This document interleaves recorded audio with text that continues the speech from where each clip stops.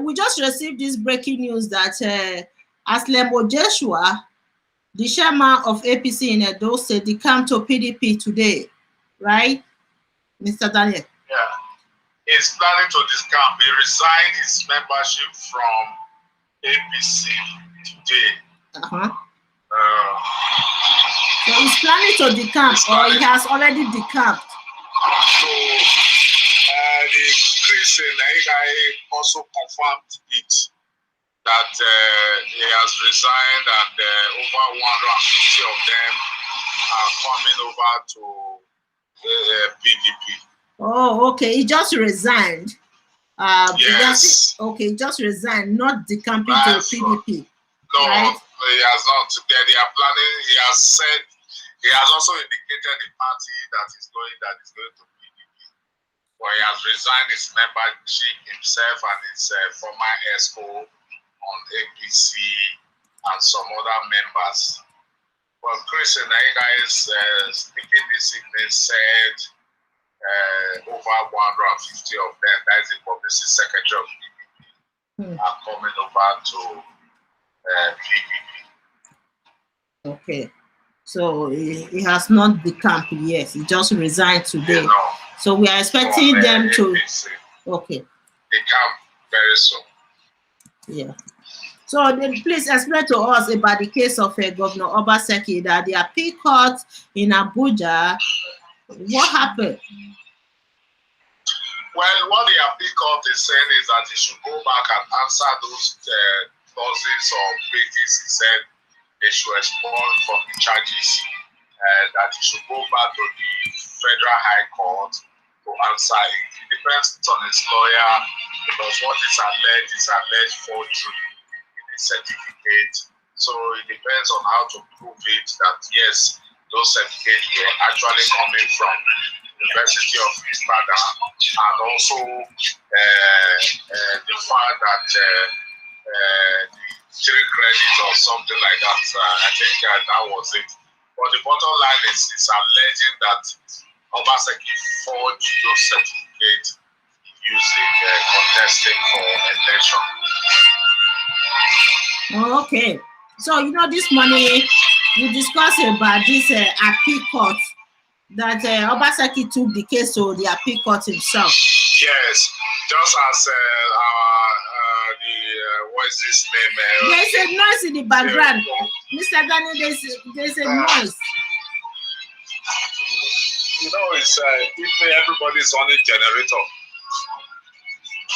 Okay. So explain to him, because me, I can't understand what is going on here.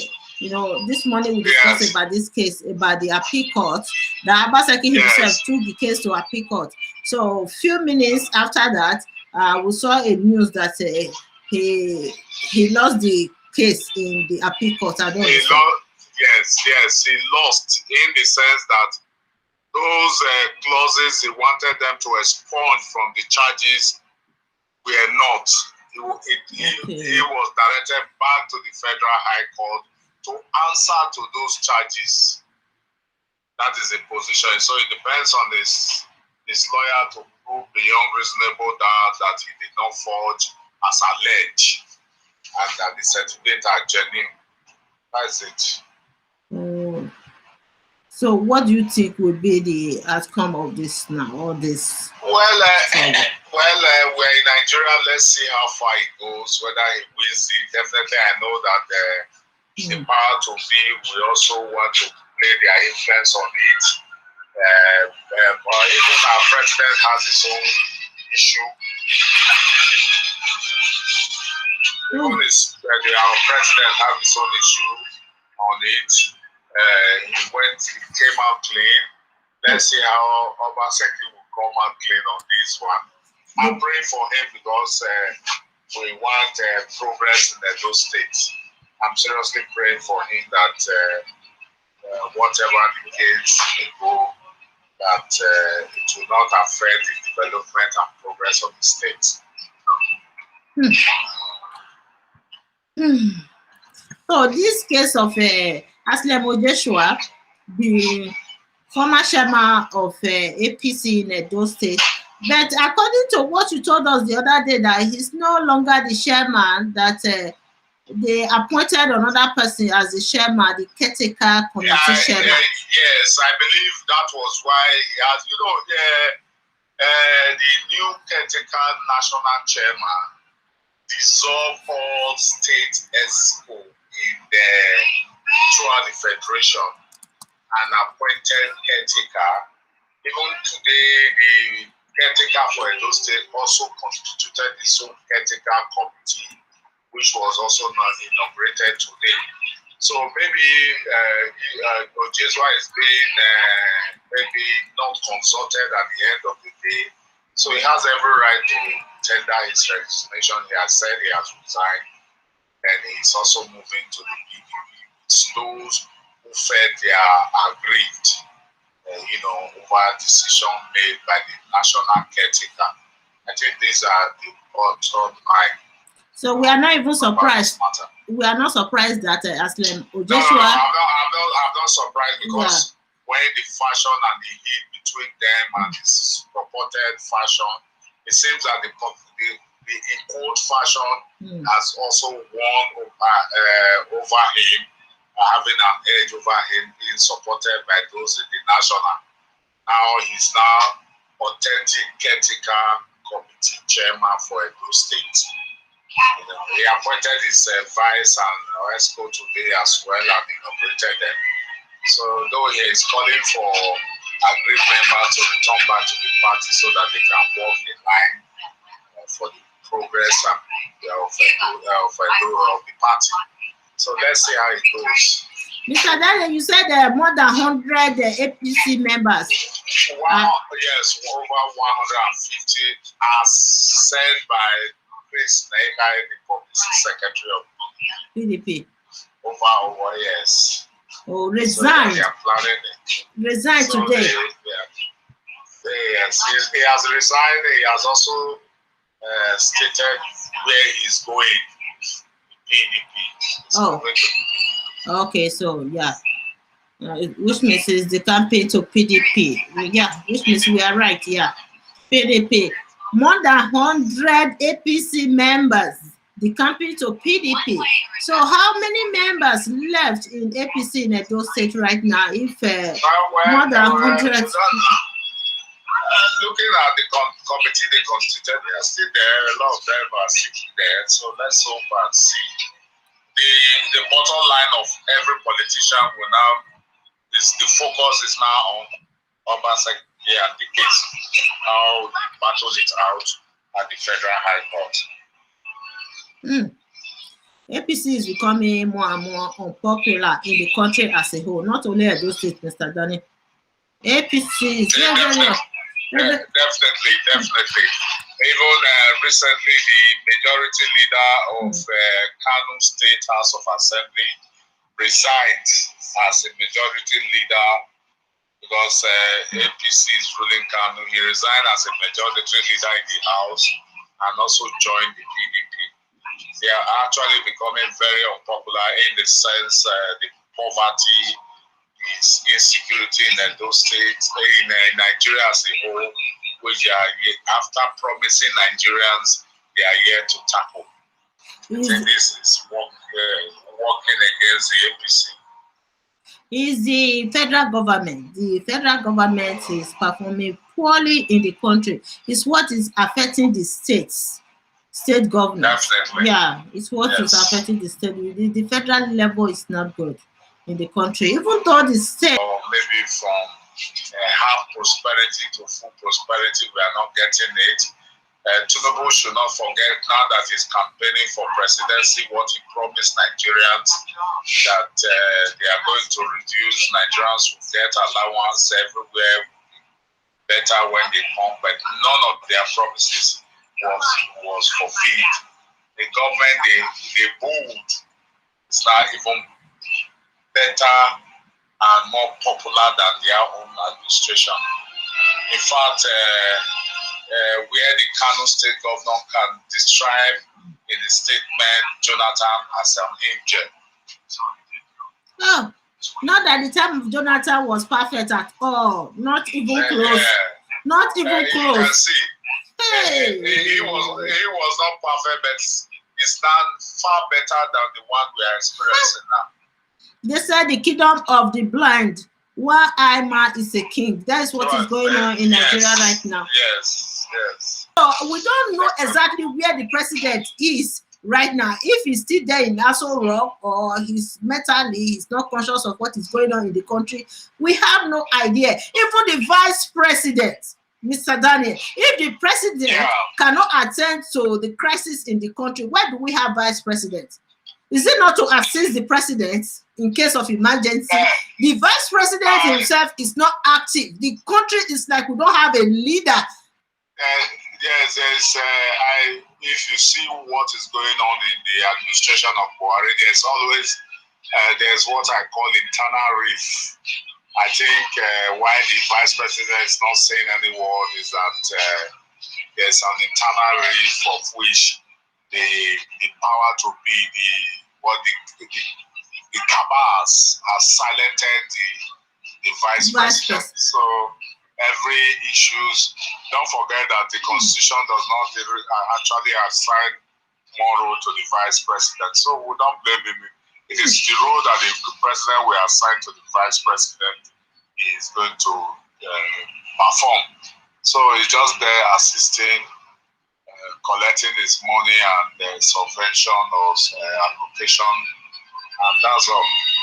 Mr. Daniel, you just made a point. All is not well with the administration of Buhari and his cabinet. That everyone sense. Mr. Daniel, Mr. Daniel, you just made a very important point that the cabals in the country have silenced the vice president. You are very right. You are very right. Not just the cabal. We are looking at the northerners, the northern leaders, especially those surrounding President Buhari. Those are the people who are suppressing the vice president because he's from the west. He's from the west. He's not part of the northern leaders. That's why they are suppressing him. He's just there now, voiceless. He cannot say anything, powerless. He cannot impact the country, even though there's crisis, even though the president himself is not conscious of the situation of the country. The vice president is supposed to be playing the role of the president because of the situation, the mental health of the president right now. We cannot deny that. That is playing a major role in this idea of him not active in the country. These northern leaders are covering this case so that the public will not understand what is going on with the president himself. President Muhammadu Buhari, he's sick. He's sick and he's very old, and the sickness is affecting him mentally, that he cannot manage the country anymore. But the northern leaders are trying to cover this case so that we will not know a person like La Mohammed, who was defending the president the other day, saying that he should be allowed to complete his second term. His second term, but the country is going in flame right now. Look at what is going on in Nigeria. Recently, Boko Haram stormed a school in Katsina and abducted almost 400 boys from the school. No security operatives challenge these Boko Haram members when they were operating. It shows that we don't have security in the country. To adopt almost 400 boys is not an easy operation, Mr. Daniel. It's not an easy operation. They probably brought trucks to the school to adopt these children. So this operation was carried out successfully by Boko Haram members without the intervention of security operatives in the country.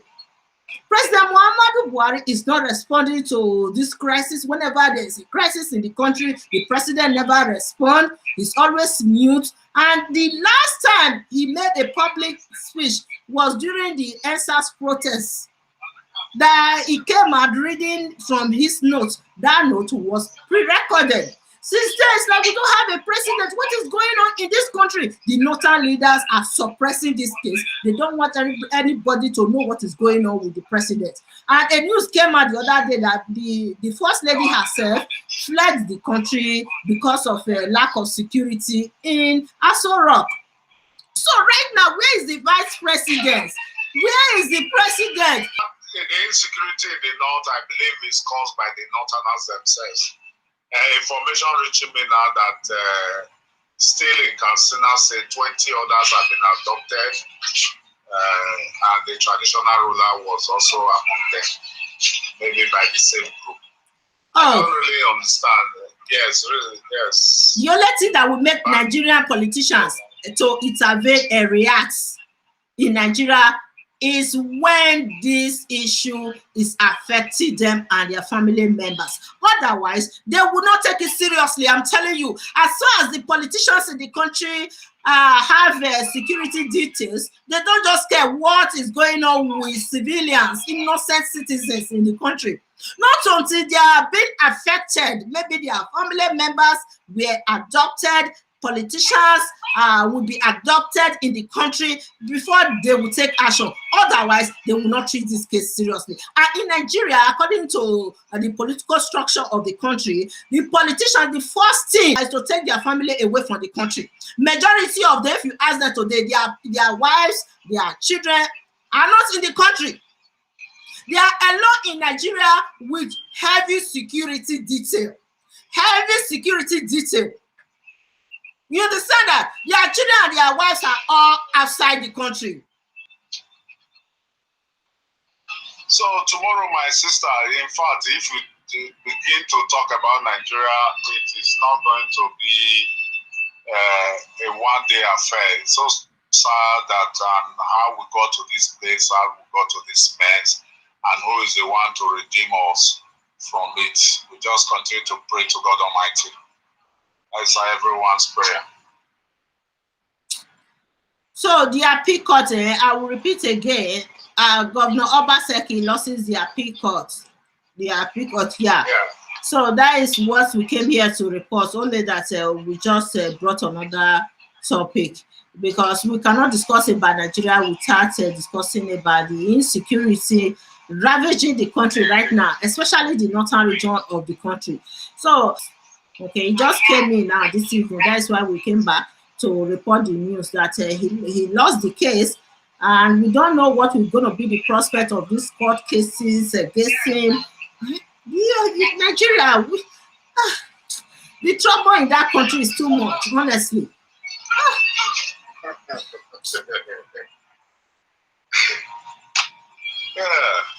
So, Aslamo Joshua, the chairman of APC in Edo State, resigned today, officially resigned, and other members of APC, more than 150 people, members of APC, also resigned with the chairman. So, they said they are decamping to PDP. I just imagine how many members left in APC right now in Edo State. How many members can we count them? Are they up to 10 left? There will always be members in the political parties. People will always be there. People are there, but those who are.